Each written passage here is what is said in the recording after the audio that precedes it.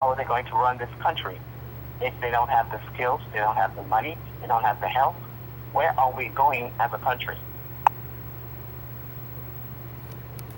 Have you decided or thought of any changes that could be made to help these children that are faltering?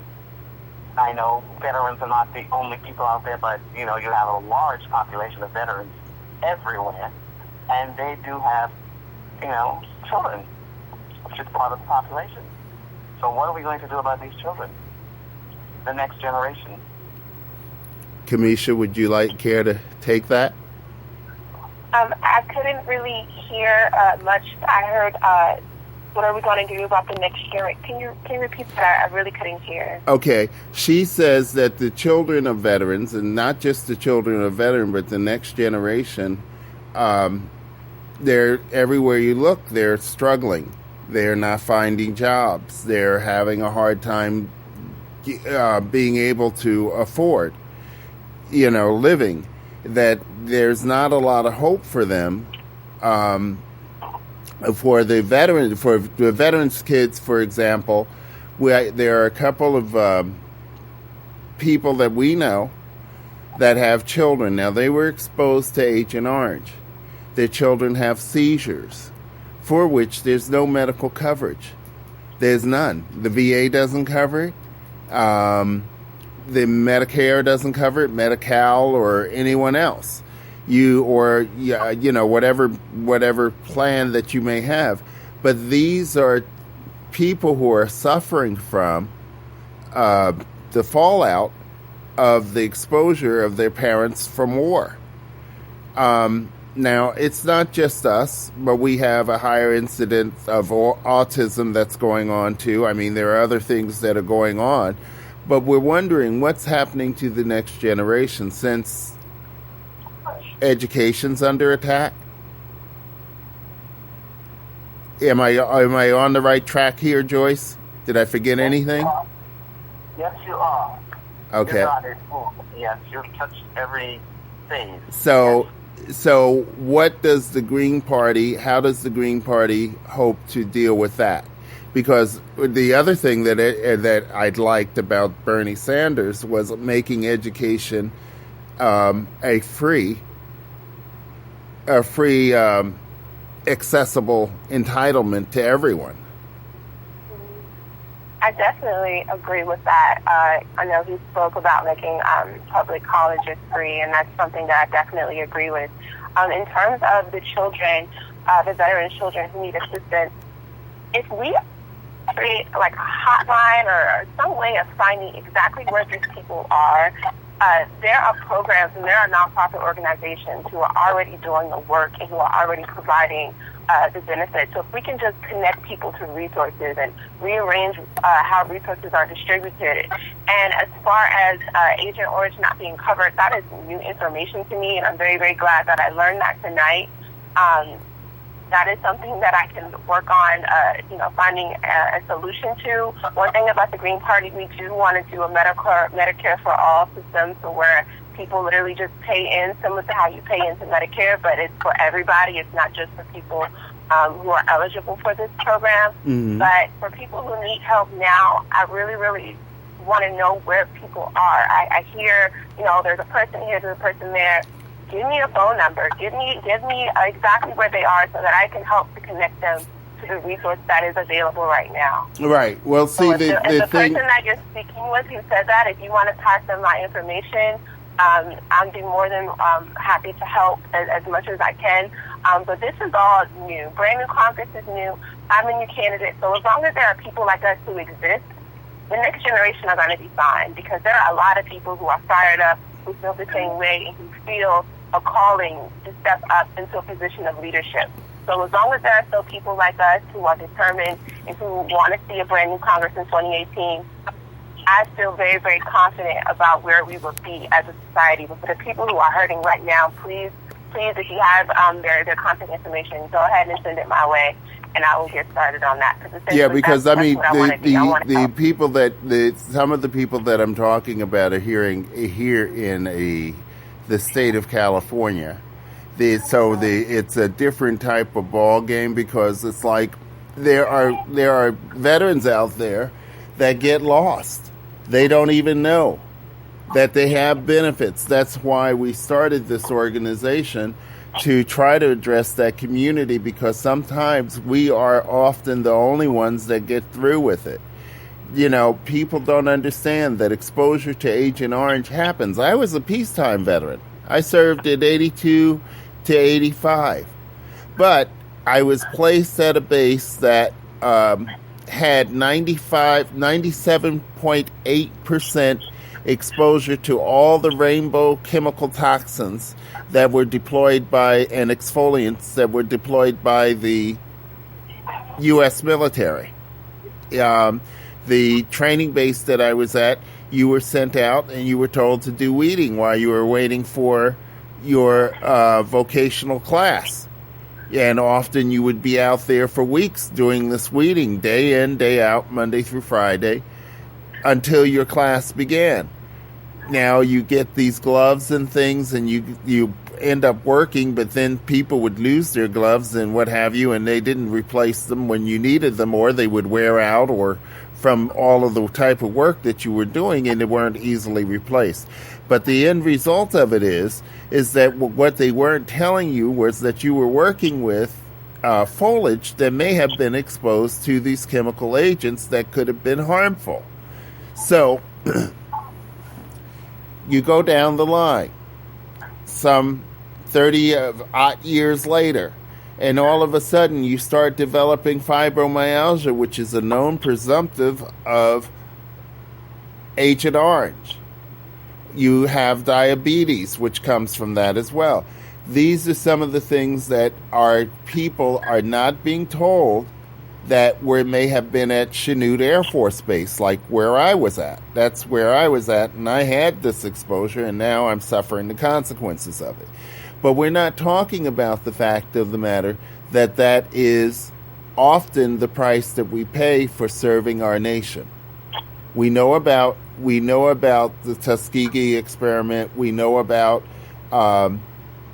the other things that were done, the mustard gas tests that were done on men and women, men veterans especially, of color in the Army during World War II, where they were exposed to mustard gas. But the white groups were used as the prime example of what was done, but they were never exposed to the gas. But the troops of color were. We know about Port Chicago, where the explosion in Northern California, where it was blamed on the discontent of black workers, but they ignored safety warning and procedure, and there was one of the largest explosions outside of the atomic blast here on the West Coast. So we have to talk about these things so that we make the public aware, because oftentimes they're not aware that these are the prices of the sacrifice. This is the sacrifice that you make when you go into service. So I try to draw a picture for people so that they're clear, because it's a little bit different when you take an oath to protect and defend the United States Constitution. You really should know what's in it, because a lot of people don't. We don't talk about what's in it. In school, we're taught that, in 1492, Columbus sailed the ocean blue, that type of nonsense. But what we really need to understand are the civics of the society that we live in. And that's why I'm glad that there's parties like yours, Ms. Clark, out there that help to further this discussion. Definitely. Thank you for sharing that information, because I'm learning in this process too, and this helps me narrow my focus on as far as veterans issues. So I'm taking notes right now, and I want to thank you. Yeah, well, I mean, that's why we came to existence. We saw the need because of the government shutdown, and during the shutdown, they left about 12 fallen soldiers on the tarmac at Dover. And I found myself screaming at the television, "Somebody should do something!" And in the silence that followed, that somebody should do something, America's Disabled Veterans in Action was born. I got together with Miss Trumpet and a few other board members who are not here, but Shirley is one of the hosts that comes on periodically to help us and helps us through supporting. Although Shirley's not, she's our second non-veteran person that has been here to help us. So I'm very glad that I have the support of people, because now the other thing that's going on, we have veteran suicide rate. And I believe a lot of that's driven by financial concern. That's why I like the universal basic income scenario, because that would eliminate the possibility of the duress that people feel when they can't adequately have housing and food for their family.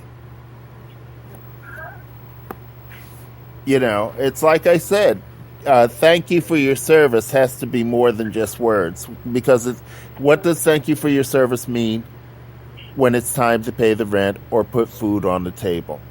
And I think that people who are thinking about universal basic income have a clue, because it seems to me, I don't know about you, but it seems to me work is becoming kind of in short supply, if not obsolete. Yeah. You're going to have to move along with the times.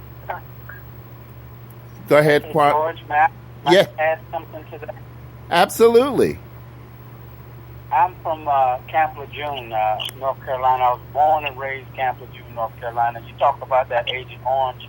I'm old enough to remember my siblings' parents who actually died from Agent Orange. And I was completely unaware that the children did not qualify for any type of medical assistance. I'm not sure if you're aware or not, but Camp Lejeune is one of the sites of the water contamination issue. Yes, we're very aware. We're very aware of the Camp Lejeune water. In fact, one of our hostesses is a Marine who was stationed at Camp Lejeune. She's affected by it, and her child who was born there is affected by it. So, it's something that's very, very serious. But you were born and reared there. Well, I'm just kind of curious to know what is Mrs. Clark's position on extending health care for the children. I mean, there's a whole lot of children nowadays. I don't know, maybe it's because of the internet age and the sharing of information, but it just seems like I have run into so many people in our community that have special needs children. And whether or not this is a correlation to those things, I'm not sure. But it would be good to extend some sort of health care. I know that the water contamination in Camp Lejeune, that was a hard-fought fight for the Marines who brought that to the attention of on the Hill, as well as Mr. Obama signing the executive order. So I think it behooves any congressperson to know that it is not a very easy task, although it sounds relatively simple. It's a lot of work that's involved just to extend health benefits to the children of parents who may have suffered from Agent Orange. Exactly. I mean, I was talking to a few months ago, I was talking to someone at a mobile phone carrier, and we were talking about the fact of the matter that one of our correspondents didn't have the best reception. And when we began to talk to the person, Joyce, do you remember this conversation I'm talking about? As we were talking to the representative and describing what the veteran was going through, the representative said to me, "That was me. I used to have seizures. My father was exposed to Agent Orange. And no, I didn't get any coverage." He has health care now, but he figured he outgrew the seizures. But everything that